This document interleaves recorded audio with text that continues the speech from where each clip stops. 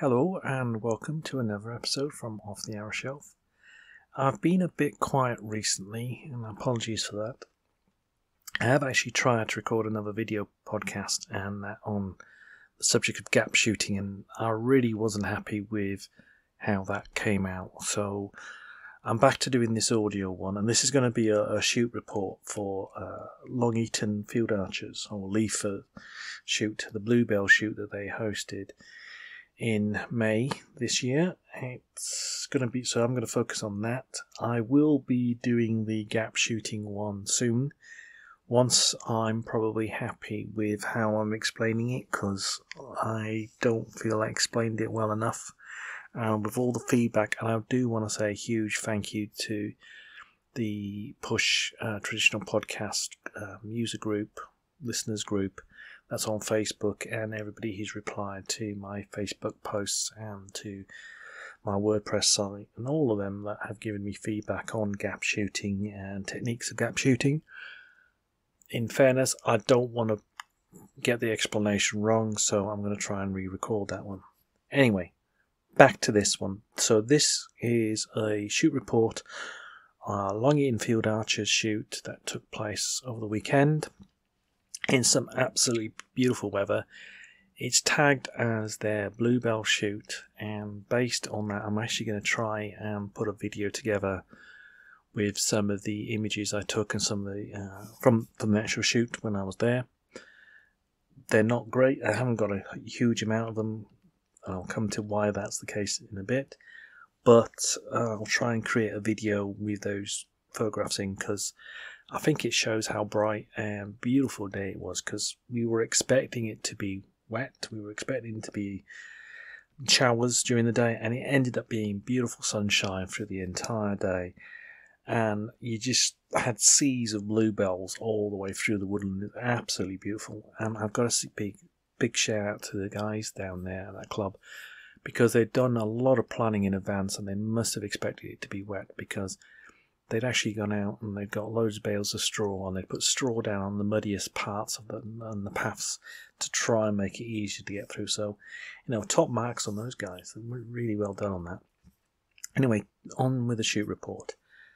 It was a 36 target course, all 3D targets, no paper faces, and I think there were over 130 archers there. It certainly felt like that. There were loads and loads of people.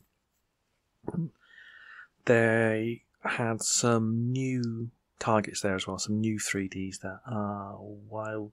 I want to say Wild Creek 3Ds. I've got a feeling they're called Wild Creek 3Ds. I need to just check that for a second. Yeah, it is Wild Creek 3Ds. And they were trying out some of them. There's some really, really nice ones. There's a great one with a bear, like a black bear with a fish in its mouth, that looked really cool. And they had some beautifully set targets. So that's a really cool thing. They had a really weird one, which is like a cross between like a honey badger and a badger or a skunk, because it was like black and white on a rock, which I'd not seen before. And it was actually our last target, and I didn't shoot it particularly well. I had a challenging day, let's put it that way. My health's not been great. I've been coughing still got a bit of a tight chest. Didn't help that we had an incident in our group where my son fell over and he ended up handing brambles. So it was a case of washing out and cleaning up his hand, getting all the bramble thorns out and stinging nettles and everything. So that was only like 4 targets in, so it took a while to everything settle back down again.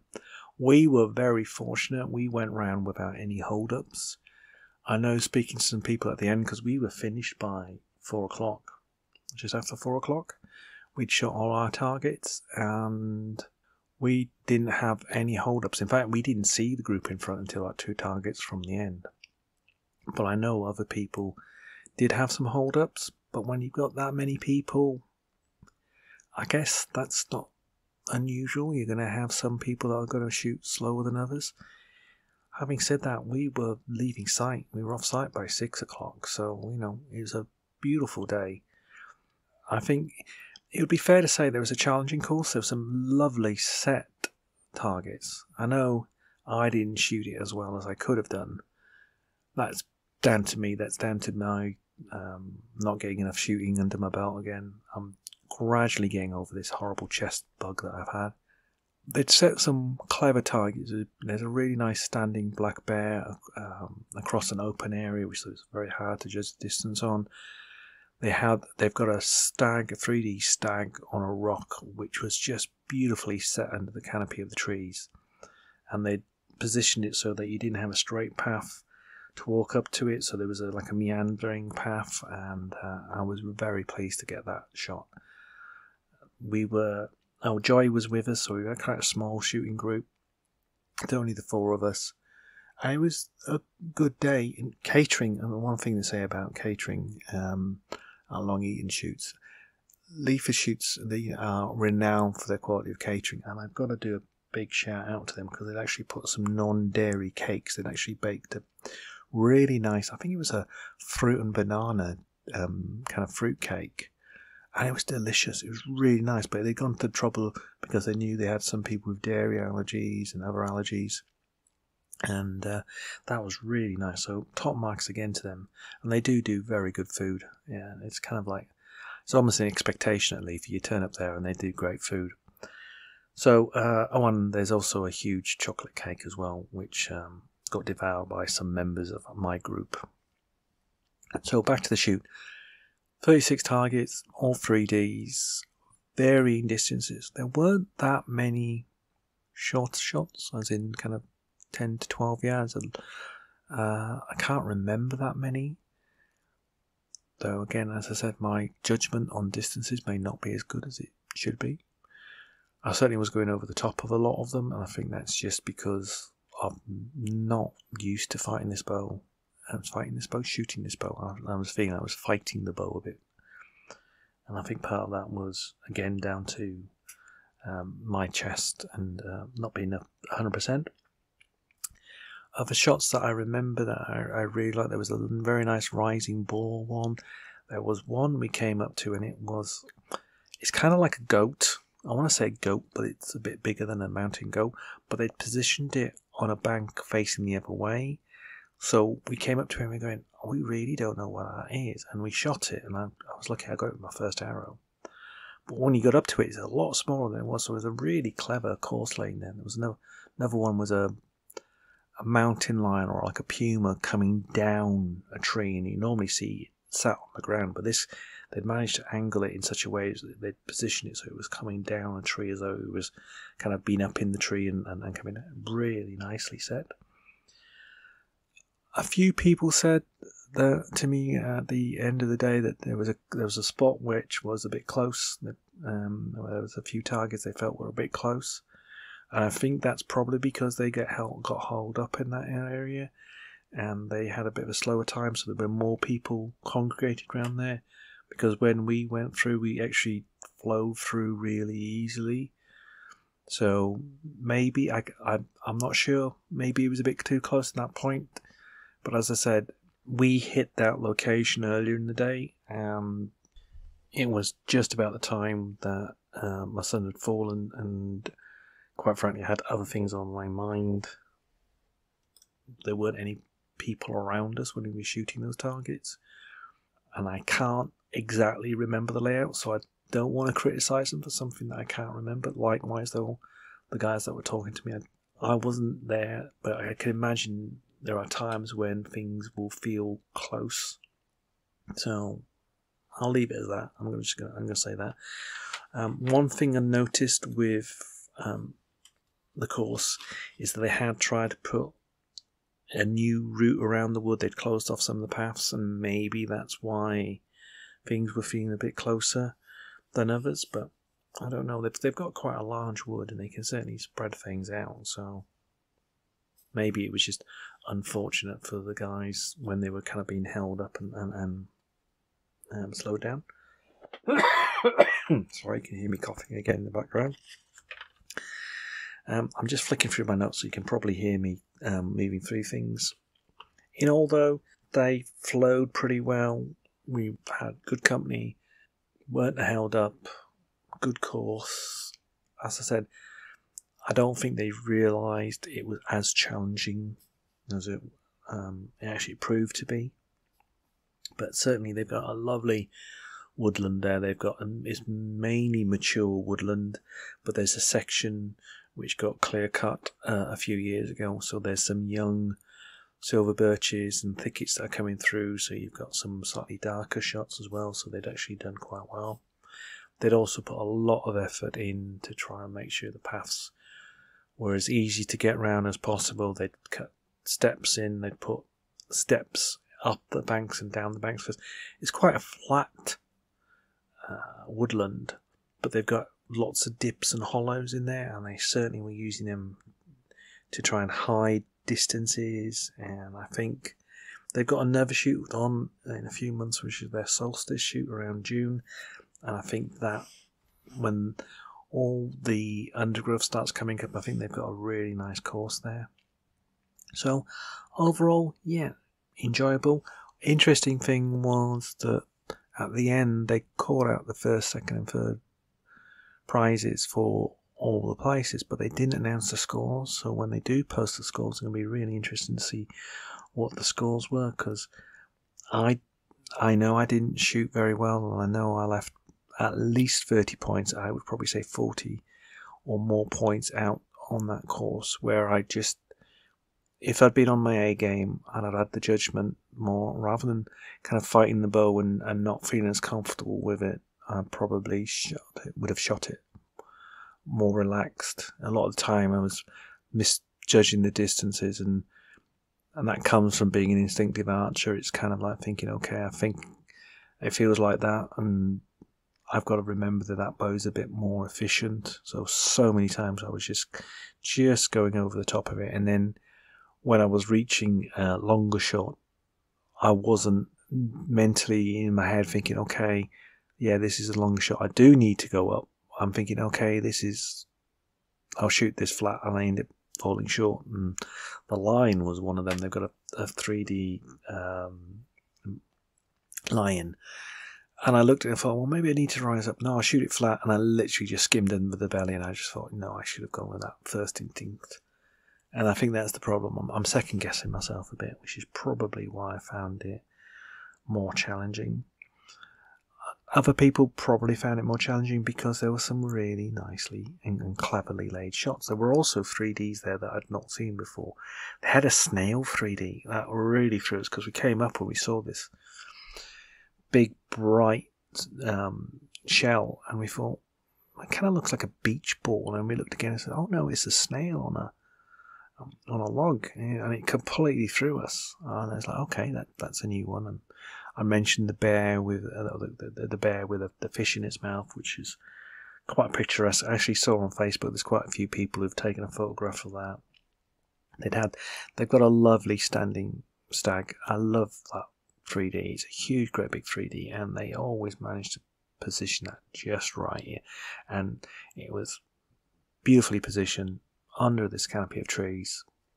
Cracking shot. Thinking back, there were some others. There were a lot of targets which were set that I hadn't seen before. The targets and I think these are the new Wild Creek ones. There's a tiny little, I think it's called a tuk-tuk. It's like a tiny little deer thing. That was the only shot I probably didn't like, and that was one of the shorter shots. That's because behind it there wasn't a catching boss or dead ground. There was just a tree, and I know Sharon shot it. In fact, she was the first person to shoot it, and she just had a bad release, and it clipped the top of the 3D and just buried itself into the tree. So we were there digging it out, and I was thinking, you're going to have a lot of people digging arrows out of that, because they'll misjudge the distance because it's such a small target, and if you do get a very slight, very, very slight misjudgment. But I think that's probably the only target that I think was a bit out. They tried their best with the junior pegs as well to make them a reasonable distance. I think there were a couple, I gave some feedback on them that they might want to tweak for the next time round, but in general that they had tried. But I was talking to the marshals afterwards, and it's very hard to get the junior pegs and these are the pegs for sort of like the 6-year-olds up to about 10-year-olds. It's very hard to get those right if you haven't got any children of that age in your club. And I'm not ditching them, I'm not giving them grief for this. I'm actually trying to, explain how if you haven't got those juniors in, putting junior pegs in is a lot harder, because you may not necessarily realise the heights that the individuals are, and also, undergrowth vegetation does come up, it does grow, so you might put the pegs in one day and a couple of weeks later when it comes to the actual shoot, the undergrowths come up, or something's happened that it's not as visible as possible. They tried, I think they'd probably got most of them right. There were a few that were a bit far, but that happens and everything, and I'm not going to give them grief for that. So overall, yes, a good shoot.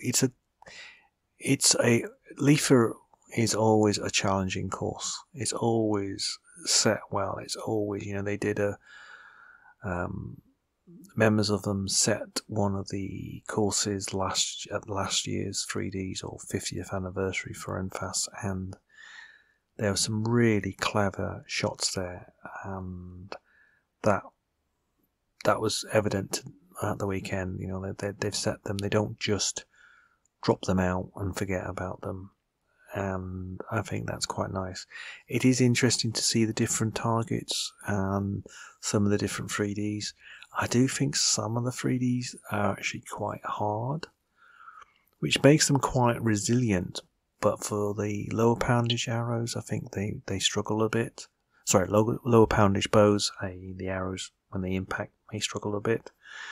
That's again from the juniors, but also I've noticed, and I was talking to a couple of archers, that it's very easy that if you catch a hard point maybe on its back for them to skip off.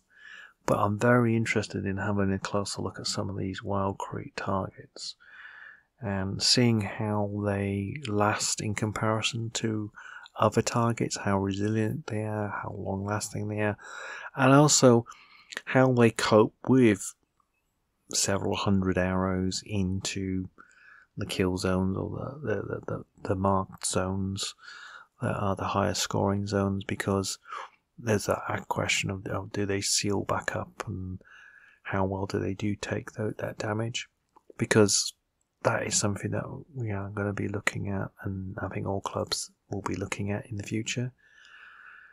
Speaking of which, I've just ordered some foam to replace some of our foam in our target bosses, so that'll be another task I've got on the go.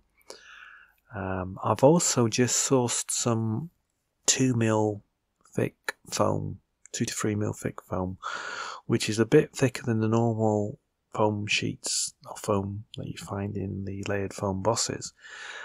But I picked this up relatively cheaply from a Facebook marketplace, and I'm going to cut these down and use them just to bulk out some of the bosses, because over time the foam bosses do get shredded. The foam does get shredded in them, and I've got 2 currently in the shed that are needing new frames and a rebuild.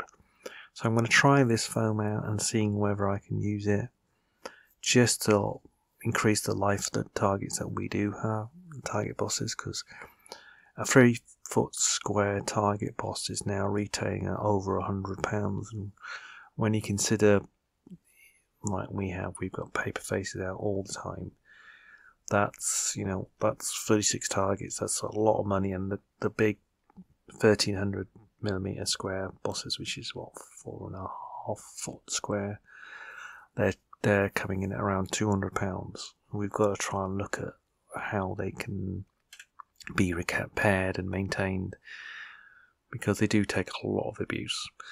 Speaking of which, we do have a shoot coming up in June, as in that is Briar Rose. They do have a shoot, so please, if you're an NFAS member, come along to that. That would be great to see you there. And that is on the 30th of June. So if you're an NFAS member and you're free that weekend, please come down. It'll be great to see you. I know we've got about 40 or 50 people already booked on. So that's it. gone off at a bit of a tangent when talking about the Bluebell shoot, but yeah, good shoot. I enjoyed it. Family enjoyed it. Had some really good company, and I think overall, thumbs up. Well done, guys. Thank you very much for all the work that you put in, and I look forward to your next shoot. And as for everybody else, I hope you keep well and enjoy your shooting. Thanks for listening, and I hope you enjoyed it. If you have any feedback or questions, drop me a line. My email is offthearrowshelf@yahoo.co.uk, but you can also find me on Instagram, YouTube and Facebook, all with Off the Arrow Shelf. I've also got an offthearrowshelf.com website. Thanks for listening. Enjoy your shooting.